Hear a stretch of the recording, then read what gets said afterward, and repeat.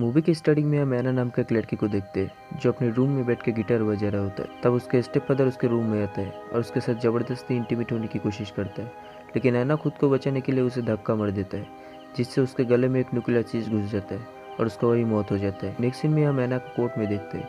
ऐना court में कहती है वो खुद को बचाने के लिए ऐसा किया है, लेकिन उसके मॉम उसके खिलाफ होता है और कोर्ट उसे 4 साल की सज़ा सुना देता है। फिर ऐना को जेल भेज दिया जाता है। वहाँ का कैदियों को 2 ग्रुप में बांटा हुआ था, व्हाइट ग्रुप और एक ब्लैक ग्रुप। व्हाइट ग्रुप का लीडर का नाम होता है कोडी और ब्लैक ग्रुप की लीडर की नाम होता है जोई।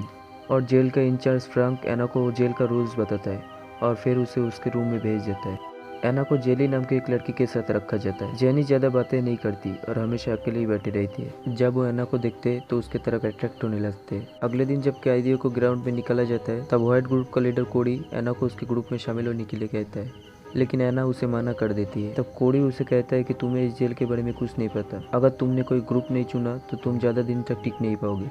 ऐना उसे कहती है कि मुझे किसी की मदद नहीं चाहिए, मुझे अकेला रहना है। ऐना की बातें सुनकर कोडी को बहुत गुस्सा आ जाता है, इसलिए वो बाद में अपने साथी को लेकर उसे बहुत पीटता है। जब ऐना जेनी के पास जाता है तो वो उसे सिंपैथी देने के लिए उसे किस करने लगता है और ऐना भी खुद को संभाल नहीं पाती है और दोनों किस करने लगता है और थोड़ी देर बाद दोनों इंटीमेट होने लगता है। उसके बाद ब्लैक ग्रुप के लीडर जोई भी ऐना से लड़ने लगता है। तब ऐना को समझ आ जाती है कि वो यहाँ पर अकेला नहीं टिक पाएगी, इसीलिए वो कोडी की व्हाइट ग्रुप ज्वाइन कर लेती है। फिर ऐना से बदला लेने के लिए कोडी उसे जोई से लड़ने के लिए कहता है। कोडी उसकी लड़ाई रिकॉर्ड करती है और पुलिस थोड़ी देर में वहाँ पर पहुंच जाता है। वो लोग ऐना को नंगा करके उसे एक रूम में भेज देता है। अगले दिन जनरल फ्रैंक ऐना से कहता है कि अगर तुम्हें यहाँ से निकलना है तो मेरे साथ फिजिकल रिलेशन करना होगा।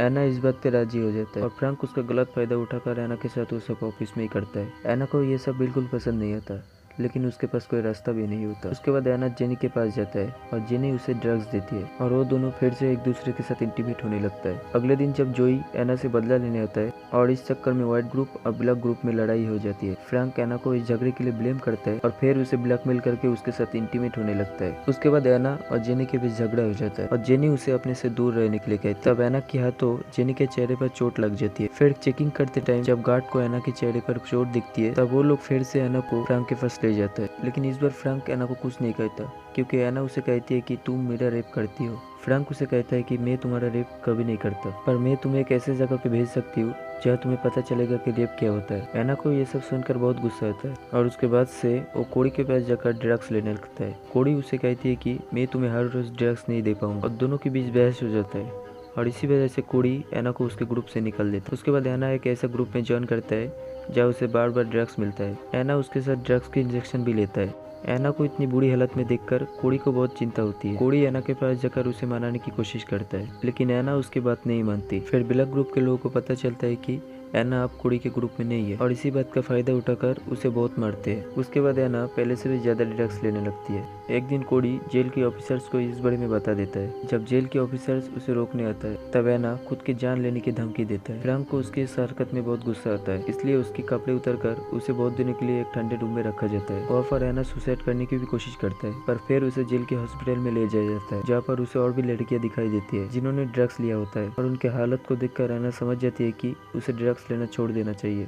उसके बाद ऐना की मॉम उससे मिलने आती है और उससे माफी मांगने लगती है। वो कहती है कि मुझे कोर्ट में झूठ नहीं बोलना चाहिए था और मुझसे बहुत बड़ी गलती हो गई, इसलिए वो ऐना को जेल से बाहर निकलना चाहती है। उसके बाद फ्रैंक ऐना को ऑफिस में बुलाता है और उसकी हेल्थ के बारे में पूछता है। तब ऐना कहती है कि तुम मेरे साथ जो चाहे कर सकती हो, पर मुझे बाकी लड़कियों से सेफ रखो।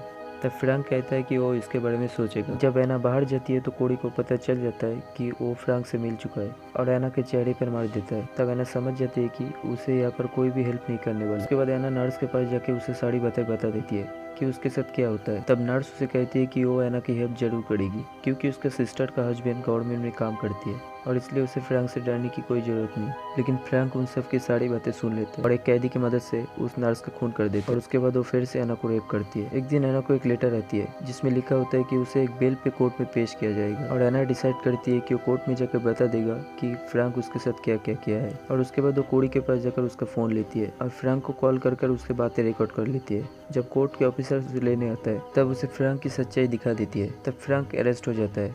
कोर्ट के ऑफिसर ऐना से माफी मांगता है क्योंकि उसे बहुत कुछ सहना पड़ा और उसकी बहादुरी की वजह से उसे बेल भी मिल जाता है और ये मूवी यहीं पर खत्म हो जाती है। दोस्तों, अगर आप लोगों को वीडियो पसंद है तो वीडियो को एक लाइक और चैनल को सब्सक्राइब जरूर कीजिए और हम मिलेंगे नेक्स्ट वीडियो में। तब तक के लिए बाय बाय।